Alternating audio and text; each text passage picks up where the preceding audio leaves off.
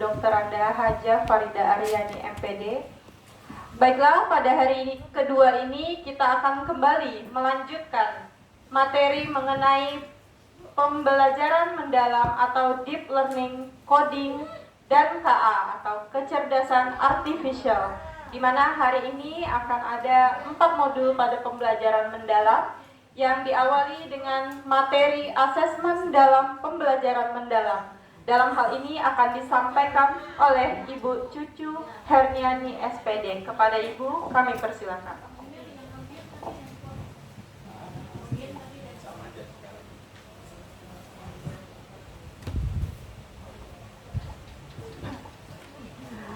Izin Bu.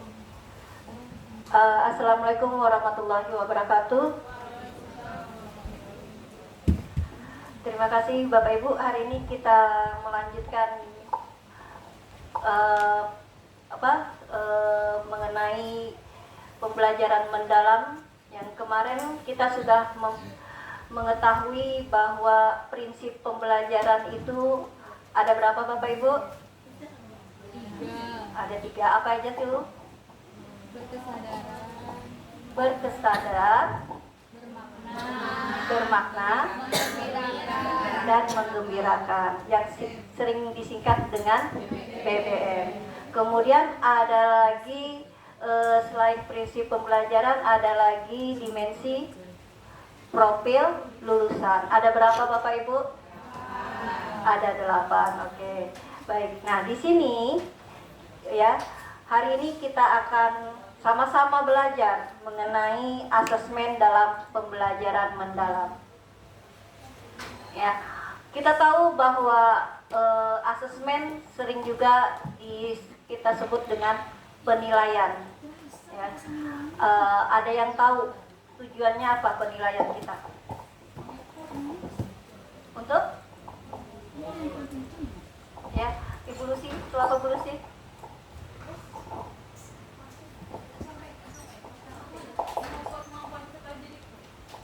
Mengukur kemampuan peserta didik. Ada lagi?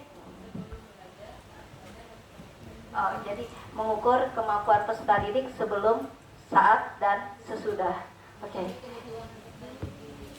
Apa Ibu Devi? Mengetahui kebutuhan peserta didik. Oke. Baik. Kembali lagi yang tadi.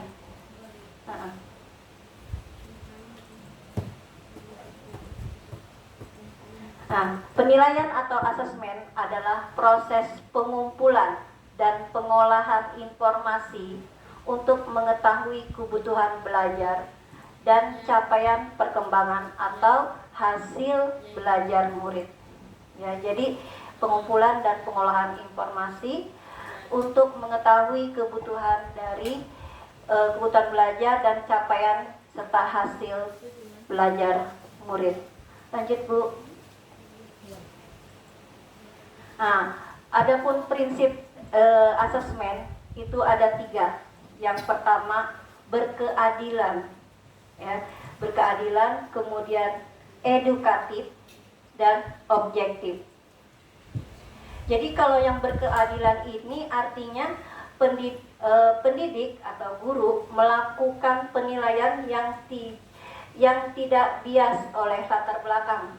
Ya, jadi tidak ada pandang, oh ini anak si A, oh ini anak guru gitu, tidak ada. Jadi berkeadilan. Kemudian edukatif. Edukatif ini penilaian yang hasilnya digunakan sebagai umpan balik bagi kita guru, ya, peserta didik dan orang tua untuk meningkatkan proses pembelajaran dari hasil belajar. Jadi edukatif ini adalah merupakan umpan balik bagi kita, ya, bagi kita sebagai guru, kemudian umpan balik dari peserta didik, kemudian ke orang tua. Kemudian yang terakhir adalah objektif. Ya, objektif ini didasarkan pada informasi faktual atas pencapaian perkembangan atau hasil belajar peserta didik.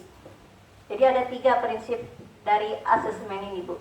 Berkeadilan, edukatif, dan objektif. Lanjut Bu. Lanjut Bu. Lanjut.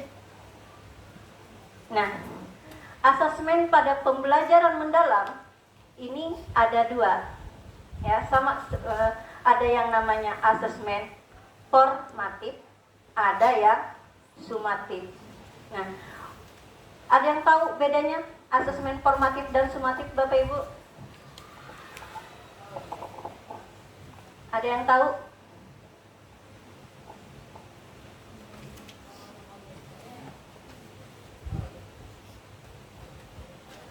Ada yang tahu, Bapak Ibu?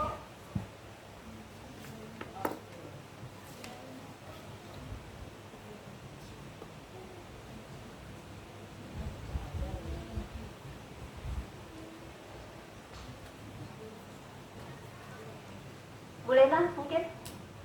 Iya Bu Lena. Bedanya asesmen formatif dengan sumatif?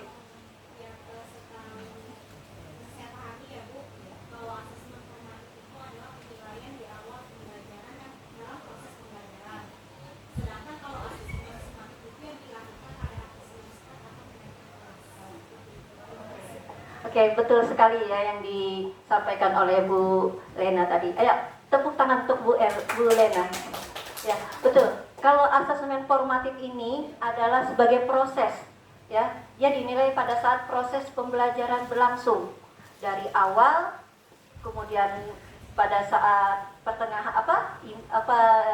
pertengahan sedang belajar itu kegiatan inti sampai ke akhir itu formatif. Tapi kalau sumatif ini penilaian di akhir semester, misalnya pada saat kenaikan kelas, ya, itu. Kemudian kelulusan, itu dia. Nah, ini lagi. Asesmen dalam penerapan pembelajaran mendalam, yaitu asesmen formatif, sumatif, diterapkan dengan penekanan pada asesmen autentik dan holistik. Nah, ada dua penekanannya. Ya, kita tekankan ada dua penekanannya pada autentik dan holistik. Kalau pada autentik itu penilaian yang mempresentasikan realitas kehidupan atau konteks sehari-hari, berfokus proses dan produk belajar dalam konten yang nyata dan bermakna, bertujuan mengukur kompetensi nyata seperti pemecahan masalah, berpikir kritis, berpikir kreatif, kolaboratif, dan komunikasi. Kemudian kalau yang holistik ini penilaian yang menilai keseluruhan aspek kemampuan siswa secara utuh dan terpadu, termasuk pengetahuan, keterampilan, dan sikap. Dengan terintegrasi berbagai dimensi pembelajaran untuk memberi gambaran komprehensif terhadap pembelajaran belajar siswa. Nah, ini contoh dari penilaian asesmen. Tadi asesmen formatif ini ada dua, ada asesmen as learning, ada asesmen for learning, sedangkan sumatif itu asesmen of learning. Ya.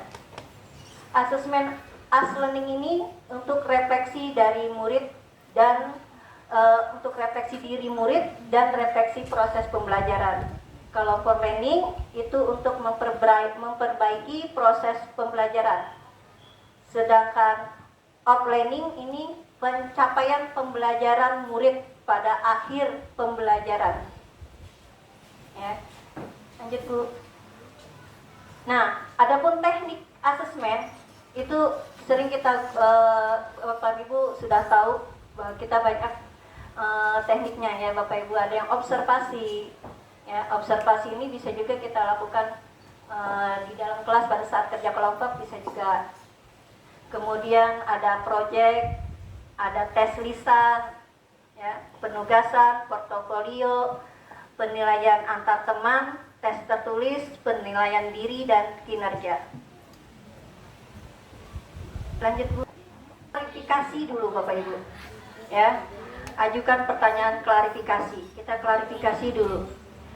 Kemudian baru kita nilai, baru kita beri perhatian. beri perhatian ini kita beri komentar ya jika ada hal yang kurang atau kurang sesuai, kemudian kurang atau yang kurang lengkap, itu kita komentari. Kemudian baru kita kasih saran, seharusnya gini. Kemudian kita kasih apresiasi, pujian atas usaha yang dilakukan. Jadi biasanya kalau kita nilai ya nilai gitu aja tanpa ada umpan balik ke anak ya kan Bapak Ibu. Misalnya kita kasih nilai dia 80 tanpa harus ada kok saya 80. Anak tuh kadang mungkin bertanya kok bisa ya saya 80 gitu kan. Dalam hatinya pasti bertanya-tanya kok bisa saya salah segini, kok bisa Bu dapat ini, pasti ada pertanyaan. Seharusnya kita beri dia umpan balik.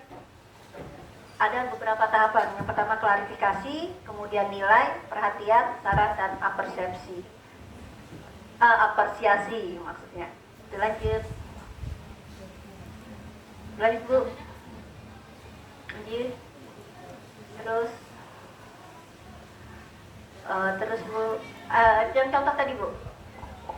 Lagi sebelumnya.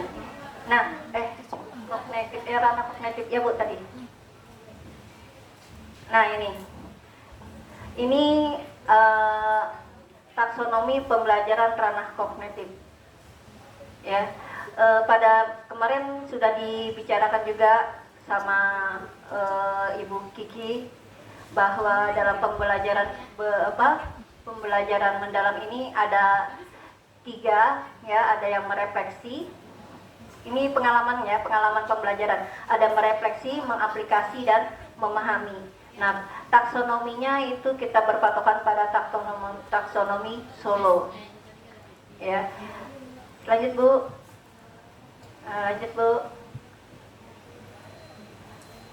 Sebelumnya Bu, ada tadi contoh. Lagi sana. Nah, lagi. Nah, ini. Nah, ini dia Bu.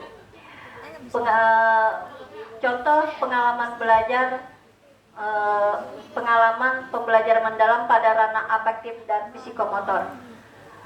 Pada refleksinya kita lihat di situ yang afektifnya, sikap dan perilaku dalam pembelajaran menunjukkan bagaimana peserta didik menerima, merespon, menghargai, mengorganisasi dan menginternalisasi nilai-nilai dalam kehidupan mereka.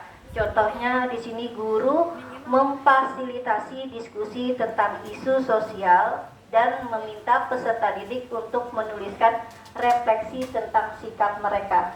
Nah, itu adalah penilaian sikap ya, afektif sikap. Kemudian psikomotor, contohnya mengenai keterampilan fisik, koordinasi gerak atau tindakan nyata dalam pembelajaran yang melibatkan aktivitas motorik seperti tindakan fisik dan praktek langsung. Contohnya adalah misalnya peserta didik mempraktekkan keterampilan dalam suatu situasi yang menyerupai dunia nyata seperti simulasi jual beli di pasar atau simulasi debat.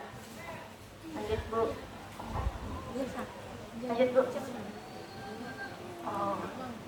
Habis ya nanti Bu. Sebelumnya lagi berarti yang halaman. Nah, ini tingkat universal. Ya, contohnya di sini pada tahap ini murid mulai memahami suatu aspek dari topik, tetapi masih terbatas dan tidak bisa menghubungkan satu ide dengan ide lainnya. Dalam IPA, murid mungkin hanya tahu bahwa habitat adalah tempat, tetapi mereka belum mengerti lebih jauh tentang fungsi atau bagaimana habitat mempengaruhi kehidupan makhluk hidup. Contohnya misalnya, habitat itu tempat tinggal makhluk hidup. Habitat itu adalah tempat yang memiliki tanaman dan hewan di dalamnya. Nah, peran guru apa? Guru perlu membantu murid untuk mengembangkan ide tersebut dengan memberikan penjelasan tentang fungsi habitat. Misal bahwa habitat itu memberikan makanan, tempat berlindung, dan ruang untuk berkembang biak bagi makhluk hidup.